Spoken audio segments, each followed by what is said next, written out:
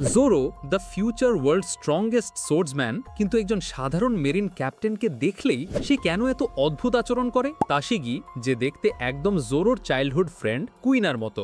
জোরো ওকে সবসময় বকাঝকা করে, অ্যানয়েড হয়, কিন্তু বিপদের সময় সবার আগে ওকে বাঁচায়। পাঙ্ক হ্যাজার্ডে মোনেটের হাত থেকে বাঁচানোটা মনে আছে? So what's the deal? Is it love? Theory 1, Zoro তাশিগির মধ্যে কুইনার ছায়া দেখে। সে কুইনাকে দেওয়া প্রমিসটা রাখতে পারেনি, তাই তাশিগিকে দেখে তার ভেতরের গিল্ট আর প্রোটেক্টিভ ইনস্টিংক্ট জেগে ওঠে। এটা ভালোবাসা নয়, এটা respect and a painful memory. Theory 2, the classic enemies to lovers story. একজন পাইরেট আর একজন মেরিন, দুজনেরই প্যাশন হলো সোর্ড। এই রাইভালরিটাই কি ফিউচারে একটা লাভ স্টোরিতে পরিণত হবে? তাদের দুজনের পথের ডেস্টিনেশন তো একই, the strongest swordsman. But this is one piece, anything is possible. Oda sensei তো আমাদের কনফিউজড করে রেখেছেন। আপনাদের কি মনে হয়, জোরোর এই অদ্ভুত আচরণের পেছনে কি কুইনার প্রতি সম্মান লুকিয়ে আছে, নাকি তাশিগির জন্য আস্তে আস্তে কোনো ফিলিং তৈরি হচ্ছে?